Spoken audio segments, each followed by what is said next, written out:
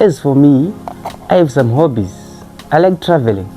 But imagine, you don't know the modes of transport that you want to use when you want to travel. Then you want to travel maybe to ndebele and south there, where they speak ndebele.